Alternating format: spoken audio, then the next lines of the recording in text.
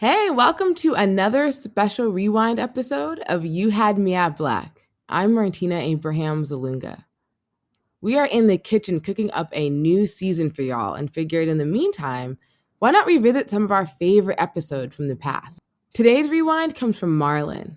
He shared this story at one of our kickbacks in Houston. He was fresh off a breakup and needed some alone time. So he signed up for a yoga retreat because why not? Here's what happened.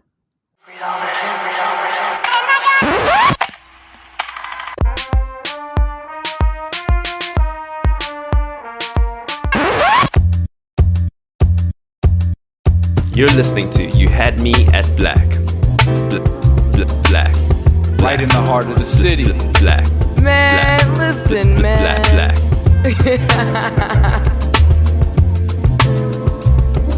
This is You Had Me at Black, and we live, baby. I answered the phone, and all I could hear was her breathing.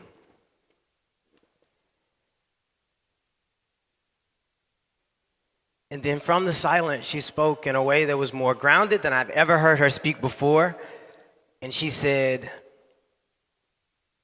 "You've become more of who you are than you've ever been in your life. That's not who I married, and I want a divorce." She was right. I knew that my daughter, who's a 6-year-old, would be like torn to pieces. Her name is Phoenix. Y'all say, "What's up, Phoenix?" She'll hear this someday. I knew she would be broken. I knew that she would be torn. But my wife was right. I had evolved to become a different person than the one she married. You see, the person she married was a local pastor of a church. And his mission was to take a group of artsy people and to turn that group of artsy people into a mega church. But unfortunately, I am a disruptive innovator. I mess things up for good reason. So the church then became an art gallery, and the art gallery then became a restaurant. We kept cannibalizing ourselves over and over again, and I was left to deal with the shit in my marriage. Because you can't change jobs that many times when you're married like that.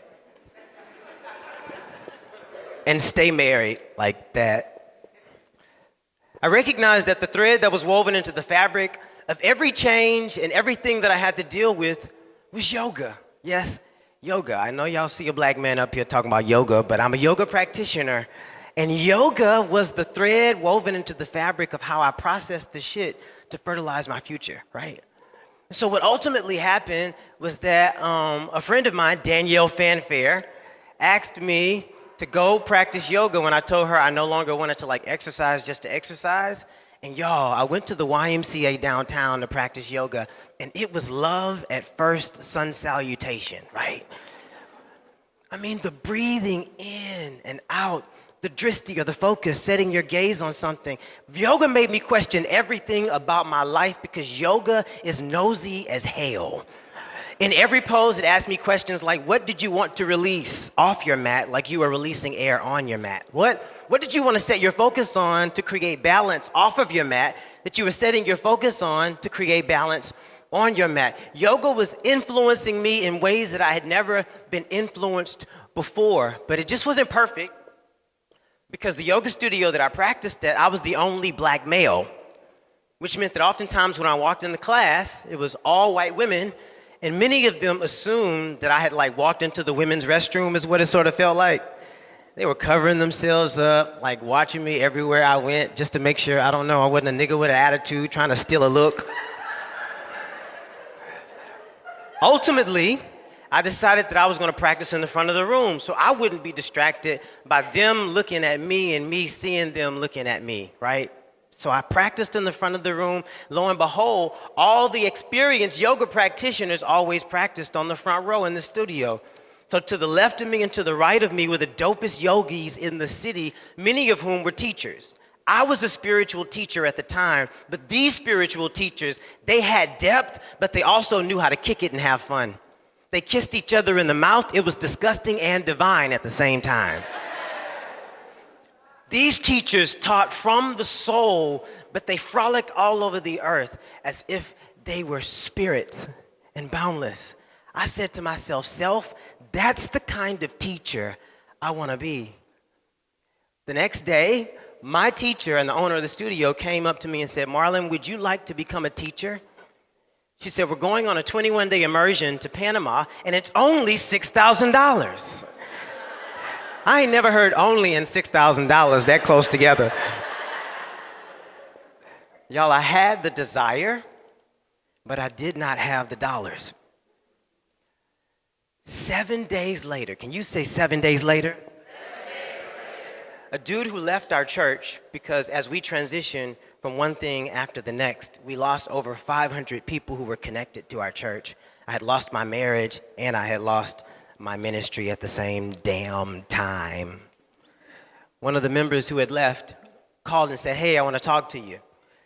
I went to his house, I walked in, his wife was sitting on a couch to the left, he was sitting on a couch to the right, and they asked me to sit on a chair in the middle of the two couches. He said, God wants me to tell you something. I was like, oh, cool. I'm ready. He said, God wants me to tell you that you've spent most of your life serving him by serving others, but you have not served yourself. He said, you've cared for others, but you haven't cared for yourself. You too have desires in your heart. Then he asked his wife to go get the checkbook. She came back. He opened up the checkbook. He put his pen to the pad. And I promise you, he said, what do you desire that you don't have the dollars for?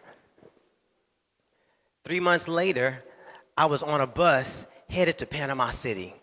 Man, you can't imagine how beautiful it was leaving Panama City, going to Kambutal. Well, I would practice yoga for 21 days and learn to become a yoga teacher in the jungle. Dude, when I finally got to my room, I recognized that my bungalow, the backyard of my bungalow, was an ocean.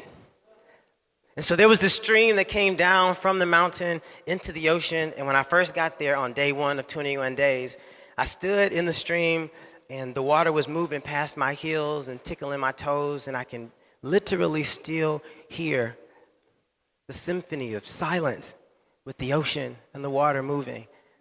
And I said to myself, what the fuck are you doing here? You're a nigger. And you're changing your career from a pastor to a yoga teacher. They make $25 a class. This why your ass got divorced. This why she left you. Shit like this. This is it. I was in paradise and hell all at once. All right, y'all. I am so sorry to interrupt your story, but hear me out real quick. What if you started every day with the confidence to speak your truth? Or if you felt supported to break down your walls and better connect with your family, your friends, your partners, and just the world in general?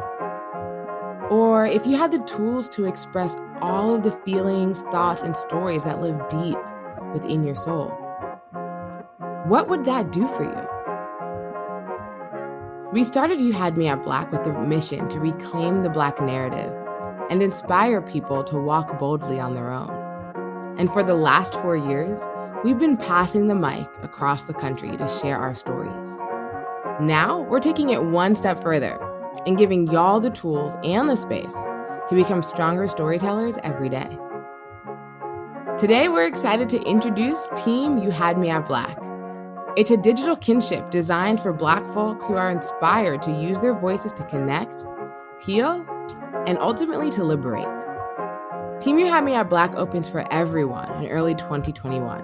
But if you're listening right now, you're invited to a special 3-month preview, which starts on October 14th. To learn more or to sign up, visit youhadmeatblack.com/teamyhmab. That's youhadmeatblack.com/teamyhmab. All right, you can get back to the story. We continued in the journey, and it came time for us to do hands-on assists. Hands-on assist is when a yoga teacher not only uses his or her words to communicate language, to put a person in a shape or in a pose, but you also use your hands. You use your body. And I recognized that I had a problem with touch when it came time to do hands-on assist Because I said to myself, self, don't you know that the black male touch is oftentimes either hypersexualized or criminalized in our culture? And so if I put my hands on one of these white women in the wrong way, right, shit can go down. They got the po-pos out here too. The po-pos in Panama locked me up. Honestly, like I was broken. And before the end of the class, I literally ran out and ran to my room, like just like that too, like arms flailing. And when I got to my room, I just wept. And I wept over a lack of control that I had over my own sense of intimacy, over a lack of control I had over my own sense of touch for me and about me. So that night we had a party. And the party was to celebrate the first week of us having been out in Kambutal, practicing yoga 16 hours a day, doing inquiry for 4 hours a day, and barely getting sleep. But this party was amazing. We laughed and we drank and we drank and we laughed until we reduced ourselves to the least common denominator of our personalities, if you know what I mean. And then these folk, you know them folk, they started to run towards the ocean and they started taking off their clothes as they were running to the ocean. And I took my shirt off. I was like, oh yeah, this is cool. But they started taking everything off. I was like, niggas don't skinny dip. Some honey dips that are skinny, but niggas don't skinny dip. So as we got closer and closer to the ocean, I had a choice. And that choice was to do what I had always done when it came to protecting my image as a safe black male, or to say, fuck it. I'm gonna get naked with a bunch of white women in Panama. Another brother was there with me, and he and I looked at each other like, man, we gonna do this? I was like, nigga, you know, 200 years ago, we would have been lynched for some shit like this. I was like, fuck it. As soon as we got to the edge of the ocean, y'all know it came down to the draws. You know, the draws, that's the final straw. I was like,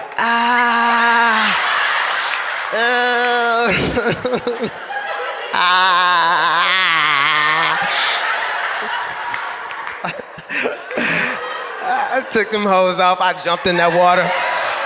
I felt more free than I ever felt in my life. I smelled white privilege, I felt white privilege. I was like, shit, I'd be fighting for this shit too. I wouldn't give y'all shit. If I could do this. And I promise, as we stepped into the ocean, you can see like this lightning striking into the ocean, off into the distance, miles away. And they were not fireworks, but I felt like they were fireworks going off, representing the Emancipation Proclamation of my new possibility, right? The very next day, it was time for us to do hands-on assist, and the girl who was my partner gave me permission to be the honest intimator that I was, and I put her in the shapes. I had no problems doing it because I felt free.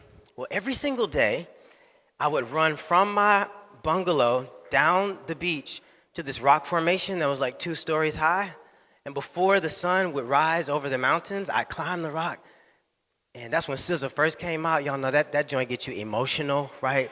And so I was like dancing to SZA on the rock like every day before the sun came up. And I would know when it was time for me to go to breakfast because as my eyes were closed, I could feel the warmth of the sun hitting my face as an alarm to let me know it was time to get off the rock and go to breakfast. But on this day, like the day after I had successfully done assists, I let it linger. I took my earbuds out, and I allowed the ocean to serenade me into sweet nothings and everythings. And then my hips just began to move, and I was just dancing to myself, with myself. And I decided on that rock that I would love and ravish myself every fucking day like a new lover. In that moment, my heart was beating spiritually, like my sense of self-love was rising. And when I opened my eyes, I looked down and saw that I had a boner. I think my brain was trying to process this sense of intimation this sense of intimacy and it got confused. But I wore that boner with pride. I stepped up in the breakfast just like this here. Good morning. My friend, she's not laughing. Good morning.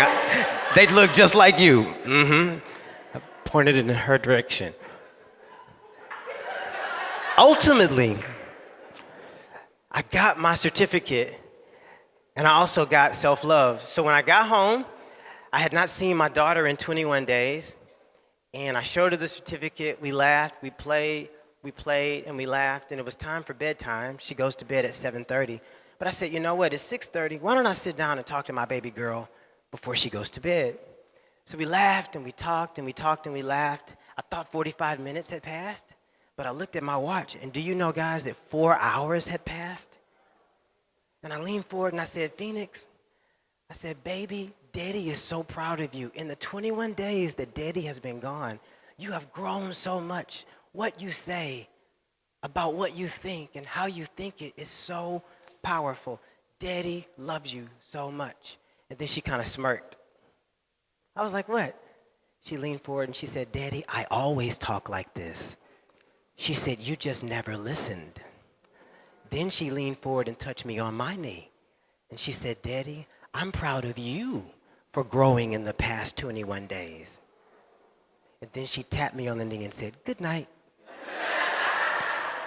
She went to bed. She left me there crying and melting and listening for the very first time. Thank you.